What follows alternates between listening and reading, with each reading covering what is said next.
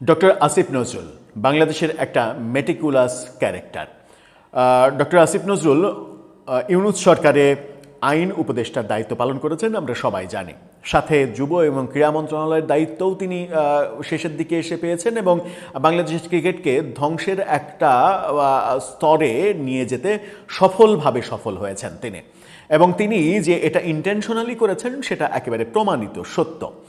বাংলাদেশের ক্রিকেটকে কিভাবে ধ্বংস করা যায়, বাংলাদেশের ক্রিকেটকে কিভাবে ইন্ডিয়ার লেসপন্সার হিসেবে প্রতিষ্ঠিত করা যায়, বাংলাদেশে আসলে ক্রিকেটকে গুরুত্ব দেওয়া হয়েছে ইন্ডিয়ার পারপাস সার্ভ করার জন্য, এই সকল বক্তব্য তার মুখ থেকে শুনলেই বোঝা যায় যে ইন্ডিয়াকে ইস্যু বানিয়ে বাংলাদেশের ক্রিকেটকে ধ্বংসের ষড়যন্ত্রটা তিনি করেছিলেন। আমার আলোচনার বিষয় ক্রিকেট না। আজকে যখন 15 আগস্ট পালিত তো হয়নি, মানে 15 আগস্ট গেল যখন, তখন আসিফ নজরুল আবারও ফেসবুকে স্ট্যাটাস দিয়েছেন এবং তিনি এবার রীতিমতো আবারও ভোল পাল্টাচ্ছেন।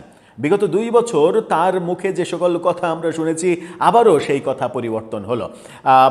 আসিফ নজরুলের 2018 সালে 15 আগস্টে দেয়া ফেসবুক পোস্ট সামাজিক যোগাযোগ মাধ্যমে ঘুরে ফিরে বেড়াচ্ছে এবং আওয়ামী লীগ সরকারের আমলে বঙ্গবন্ধু, আওয়ামী লীগ, শেখ হাসিনার সম্পাদিত বই, কারাগারের রোজনামচা মানে সহ বাংলাদেশের মানে অসমাপ্ত আত্মজীবনী, এই বইগুলোর প্রশংসা করতে করতে মুখে ফেনা তুলে ফেলেছেন এবং তিনি এই স্বীকৃতিও দিয়েছেন যে বঙ্গবন্ধুর অসমাপ্ত আত্মজীবনী তার পড়া শ্রেষ্ঠতম সম্পাদিত বই। এবং এত নিখুঁতভাবে, এত আবেগ নির্ভর এবং এত সত্য ঘটনা এত নির্মোহভাবে তুলে ধরা, এটা শেখ হাসিনা যেটা করেছেন সেই জন্য শেখ হাসিনাকে ধন্যবাদ দিতে দিতে মুখের ফেনা তুলেছিলেন তিনি সরাসরি টেলিভিশন অনুষ্ঠানে, যে ভিডিওটা এখনও সামাজিক যোগাযোগ মাধ্যমে ঘুরে ফিরে বেড়ায়। কিন্তু অন্তর্বর্তীকালীন সরকারের দায়িত্ব নিয়েই আসিফ নজরুল ভোল পাল্টালেন।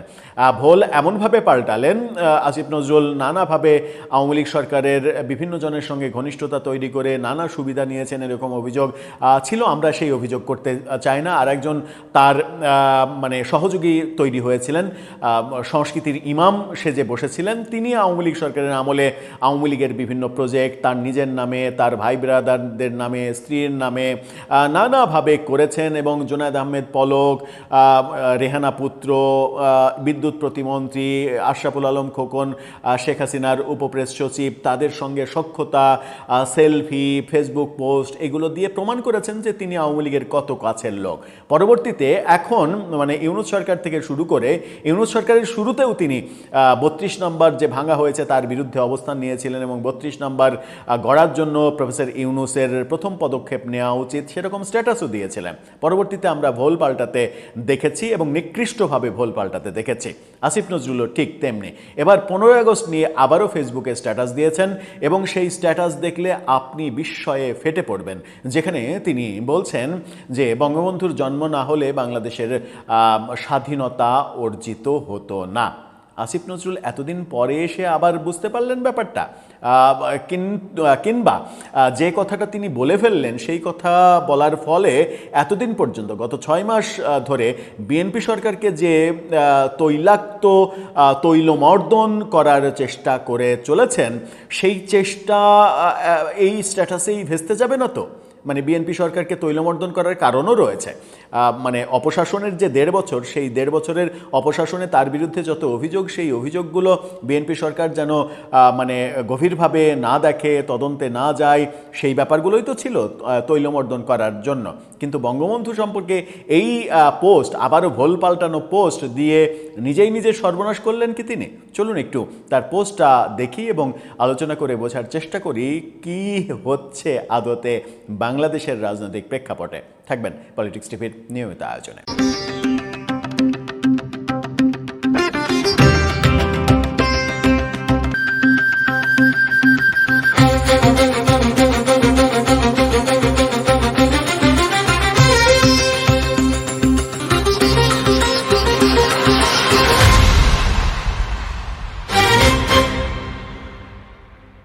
দর্শক, বলছিলাম মেটিকুলাস ডক্টর আসিফ নজরুলের কথা।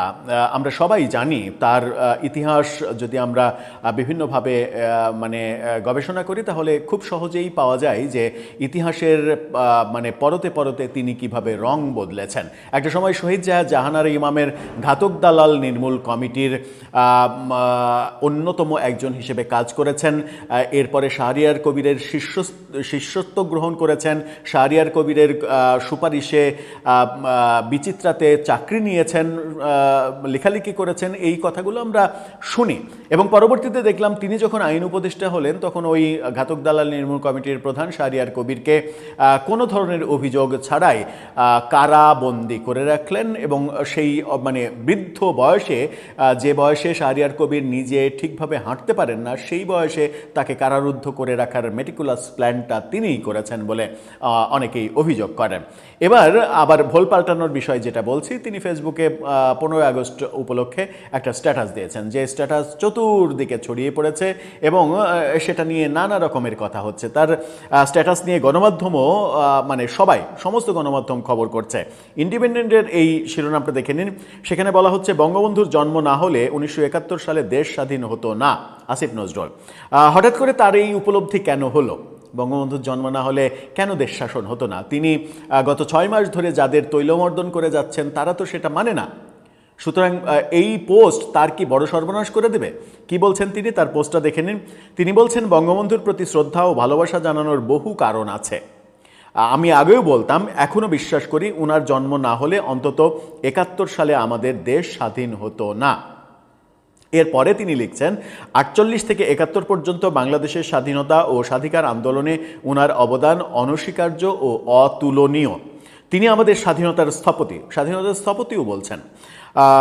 এই দীর্ঘ সময়ে গণতন্ত্র, মানুষের অর্থনৈতিক মুক্তি ও রাজনৈতিক ভিন্নমতের প্রতি উনার সুস্পষ্ট কমিটমেন্ট ছিল। এর প্রতিফলন এমনকি 1972 সালের 4 নভেম্বর পর্যন্ত গণপরিষদের বিতর্কের দলিলেও পাওয়া যায়। এই যে সুন্দর, অর্থাৎ তিনি মূলত এই স্ট্যাটাসে বলতে চাচ্ছেন যে পরবর্তীতে রাষ্ট্র ক্ষমতায় আসার পরে নানাভাবে বিতর্কিত হয়েছেন, সেটা ভিন্ন অধ্যায়।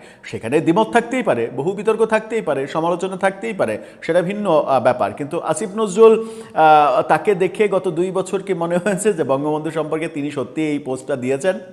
আমার বিশ্বাস হয়নি। আমার তার পেজে ঢুকে এই ব্যাপারটা দেখেও বিশ্বাস হয়নি, গণমাধ্যমের খবরেও বিশ্বাস হয়নি। এখন পর্যন্ত আমি বিশ্বাস করতে চাই না যে তিনি এটা মন থেকে বলেছেন। আমার কেন যেন মনে হচ্ছে যে তিনি সাম্প্রতিক রাজনীতির পরিবর্তিত হাওয়া সম্পর্কে একটু অনুমান করতে পারছেন। এবং পরিবর্তিত হাওয়া তার জন্য, তার এবং তার যে শাসক গোষ্ঠী, 1.5 বছরের ইউনূসের যে দল, সেই দল মানে রাজনৈতিক দল না, যে দলটা মূলত শাসন করেছে 1.5 বছর, তারা নানাভাবে তাদের কুকর্মের জন্য বিপদে পড়ে যেতে পারেন। এবং সবথেকে বেশি বিপদে যাদের দ্বারা পড়তে পারেন, যাদের দ্বারা আক্রান্ত হতে পারেন, তাদের ব্যাপারে একটু সফট কর্নার দেখাচ্ছেন। আসিফ নজরুল কি এটা মিন করতে চাইছেন যে খুব সহসা আওয়ামী লীগ ফিরে আসছে, কিংবা শেখ হাসিনার ঘোষণা, দেশে ফেরার ঘোষণা, সেটাও কি তিনি বাস্তব মনে করছেন? আমার কাছে তো সেরকম মনে হয় না। আমার কাছে তো মনে হয় যে শেখ হাসিনার দেশে ফেরার ঘোষণা, আওয়ামী লীগ নিয়ে ভারত আমেরিকার দৌড়ঝাঁপ, এগুলো শুধুমাত্র বাদ্যবাজনা, এগুলোর কোনো মূল্য নাই। এবং আসিফ নজরুলরা সেরকমটাই ভাবুন এবং সেরকমটাই তাদের কাছে বাস্তবতা হোক, সেটাই তো ব্যক্তিগতভাবে আমি প্রত্যাশা করি এবং মনে করি। হঠাৎ করে এই বাকবদলের ব্যাপারটা কি? এই নিজের অবস্থান পরিবর্তনের ব্যাপারটা কি? তাহলে কি তিনি মনে করছেন যে বিএনপি সরকারকে তৈলমর্দন করে আর কোনো লাভ নেই, এখন তৈলমর্দন অন্য জায়গায় করতে হবে? এই ভোল পাল্টানো শ্রেণী একটা দেশের জন্য কতটা ক্ষতিকর হয় তা আমরা হাড়ে হাড়ে টের পাই বিভিন্ন সময়। ডক্টর ইউনূসের শাসনামলটা অসাধারণ শাসনামল হতে পারত, এবং আসিফ নজরুল, যিনি কিনা প্রধান উপদেষ্টা হওয়ার জন্য লবিংটা চূড়ান্ত পর্যায়ে নিয়ে গিয়েছিলেন, শেষ পর্যন্ত অনেকের আপত্তির কারণে তিনি যে গেমটা সাজিয়েছিলেন প্রধান উপদেষ্টা হওয়ার, সেই গেমটাতে তিনি সফল হননি। এবং সরকারের থেকেও নানাভাবে ডক্টর ইউনূসকে সরিয়ে দিয়ে প্রধান উপদেষ্টা কিভাবে হওয়া যায়, ডক্টর ইউনূসকে রাষ্ট্রপতি বানিয়ে নিজে কিভাবে প্রধান উপদেষ্টা হওয়া যায়, সেই গেমগুলো প্রতিনিয়ত পর্দার অন্তরালে চলেছে বলেই আমরা শুনেছি। আমি বুঝতে পারছি না তার এই নিজের রং বদলের কারণটা কি। পেছনে কি কোনো নির্দিষ্ট কারণ আছে প্রিয় স্যার? দর্শক, আপনার কাছে কি মনে হচ্ছে পেছনে কোনো নির্দিষ্ট কারণ আছে এই সুর বদলের? আপনার মতামত জানিয়ে লিখতে পারেন আমাদের কমেন্ট বক্সে।